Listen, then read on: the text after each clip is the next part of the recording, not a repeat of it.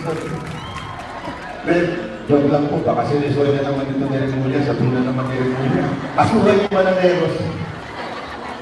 Pero ito po maraming salamat at lagi niyo naman po tatandaan yung verse na if my people will humble themselves. Ano ko sunod? Seek my face and turn from their wicked ways. Ibig sabihin ko na turn from their wicked ways, pagbago mo bawat isa sa atin. Hindi lamang po ang gobyerno magbabago, pati po tayo. Yes! Lahat po tayo walang isa sa pag-uwi natin. Okay lang po ba? Huwag naman na po tayong maniniwala sa mga politikong puro pangako. Dahil hindi naman nila ibibigay yun. Dahil alam natin, kaya sila nangangako dahil gusto nilang maboto at makapagnakaw. Masisingin talaga natin ang may mga track record na politiko. Yun lamang po at ang sabi ng Panginoon, and I will heal your land. Ibig sabihin, aayusin ng Panginoon ang ating bansa kung tayo ay magbabago ng pananaw sa buhay. So, okay ko na naman po. Ako po si Banat Bay. Maraming salamat po. Pag-ibigay.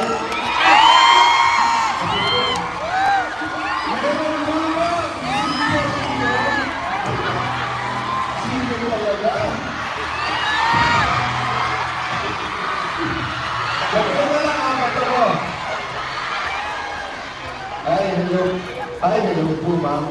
Isigil po kayo? Ay,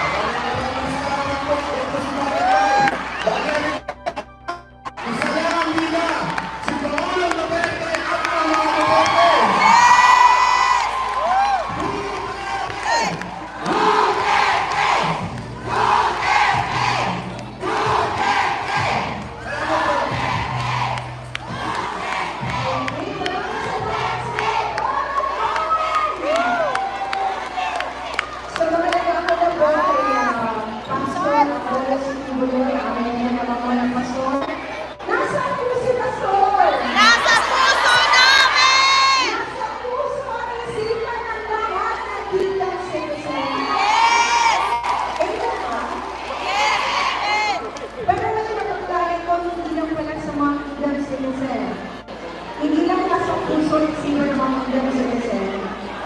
Pati kay Banat Bay, nasa puso at isipan ng si Pastor. Diba? Ay, hindi mo na-exclusive yung mensahe ni Pastor sa mga hanggang sa Quezon. Kundi para sa lahat ng kaluluwaan. Tapos na tayo sa mga palateros, pero hindi ko tapos ang aking programa. Kung meron tayo mga palateros, meron tayong lumalaban para sa bayan. Dahil laban para sa bayan eh. Nagsimula yan siya na ganun yung pangalan. Laban para sa bayan. Actually, alam niyo ba sino alam ko pala ang pangalan ng laban para sa bayan? Hindi show nila. Ako nga eh, pero sandali mo na. Pinapalitan ko ng pastor ako sa palitan na ng show. Ano yung isip ko pangalan? Dahil naging si pastor, hindi pala ito laban para sa bayan. Dahil sa overwhelming response Hello, na mga nanonood ngayon. Shout out. Thank you very much. SMNI, sa lahat ng mga viewers natin. Mabuhay kayo. Ay laban kasama ang bayan. Dahil sa laban Like and share na tayo, like and share. buong bayan. So, laban natin sa mga kababayan. Kahit wala kami sa Pilipinas, kasama namin kayo lumalaban. At ang ginorgor ang laban kasama ang bayan, nais naman namin i-emphasize na ginagawa namin ito dahil mahal namin ang Pilipinas. So, ang laban para sa bayan, na naging laban kasama ang bayan, ay ngayon ay Pilipinas nating mahal. Pilipinas? Pilipinas nating mahal. Sino ang nagmamahal sa Pilipinas?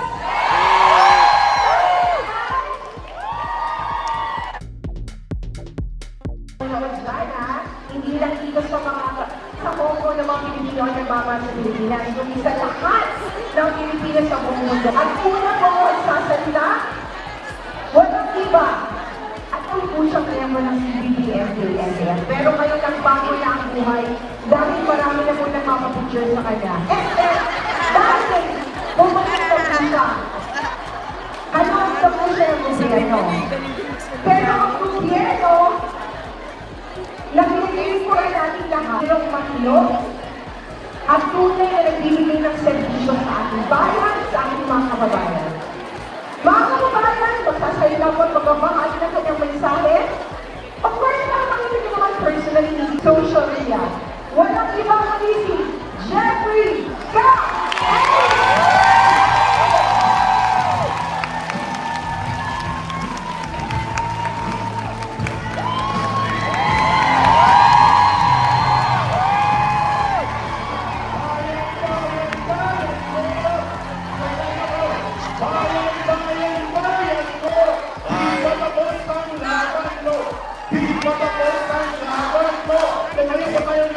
Go! Sa buong daigdig na ng mga Pilipino, may prinsipyo, mag-isang at handang ipaglaban ang ating inang bayan at ang ating mga pinamahal na sambayan ng Pilipino. Sundan lang po ito ang mga lower line ng bandila, defend the flag, stand with the flag, and stand with the Filipino people. Bayan, bayan, bayan po! Bayan, bayan, bayan po! Di pa sa pusang laban mo.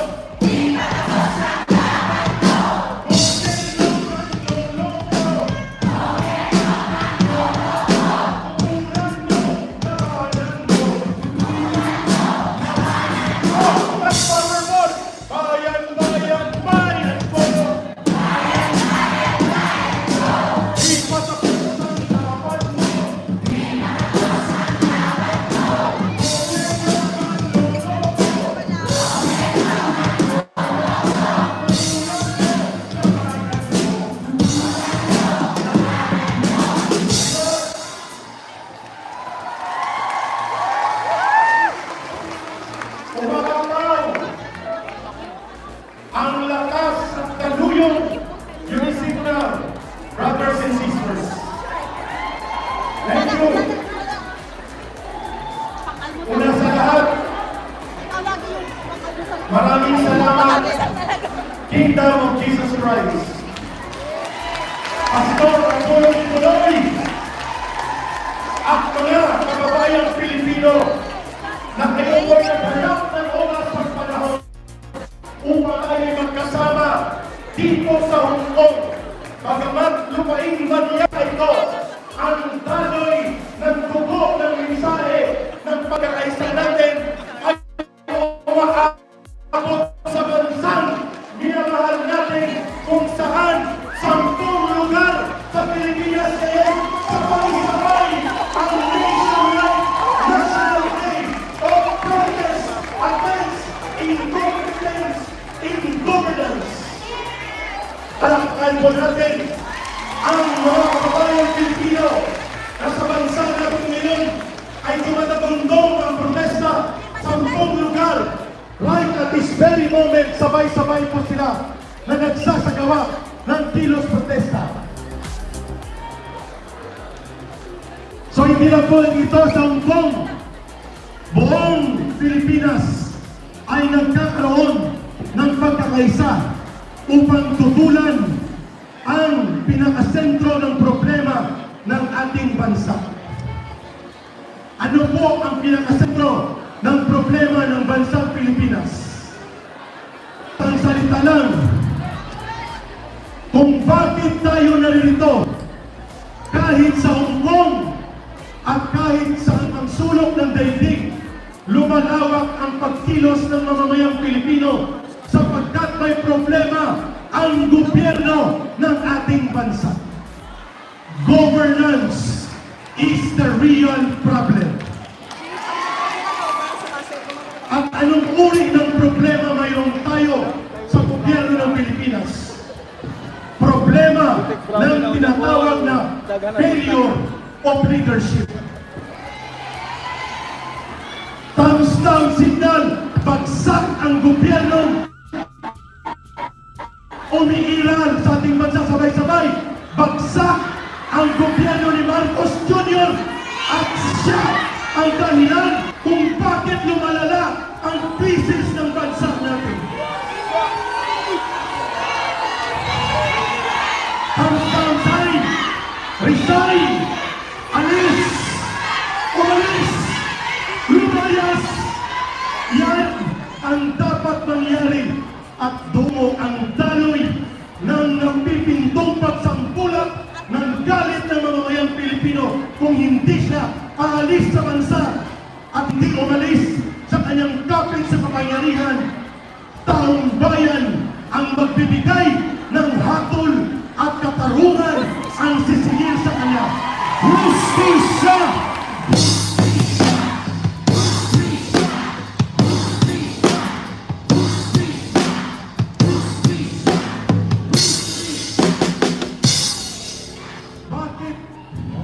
Bakit may failure of governance? Bakit? Sapagkat hindi si Marcos Jr. na siyang ibinoto ng mamamayang Pilipino noong eleksyon ang nagpapatakbo sa gobyerno sa Pilipinas. Ang nagpapatakbo ng gobyerno sa Pilipinas ay ang kanyang asawa na pakialamera at walang mandato. Walang pananagutan ang kapal ng mukha upang umakto bilang Pangulo na hindi naman inihalang ng bansa. Kapal ng mukha! Kapal ng mukha!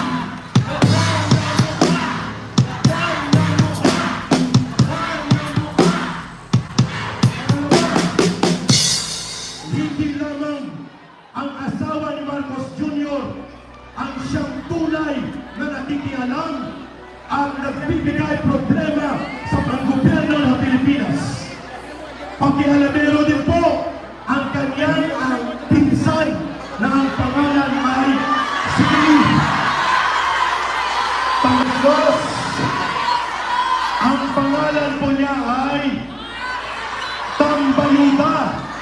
Tambaluslos na may luloko pa sa ayuda.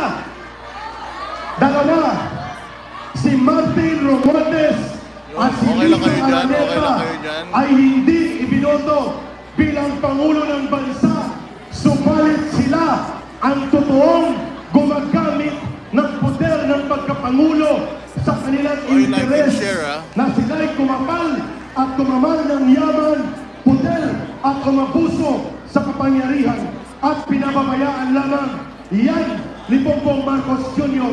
Therefore, sino ang sisingilin natin? Si Lisa Araneta lang? Si Martin Romualdez lang? Hindi! Ang dapat sentro ng paniningil ng mamamayang Pilipino ay mismo kay Marcos Jr. Tama? Hindi mo pera yan! Hindi mo pera yan! Hindi mo pera yan! Hindi mo pera yan! Hindi mo pera yan! Hindi mo pera yan! Ano ang epekto? I-hold nyo muna ang inyong mga gutom at pag-picture taking. Papunta kami sa inyo maya-maya lang. 2 minutes, 2 minutes. 2 minutes po. Ano ang epekto? Una, ang kanyang gobyerno mabubulit sa tindahan na siyang pinupulit tayo pamunta sa tindahan na hindi dapat magalaw.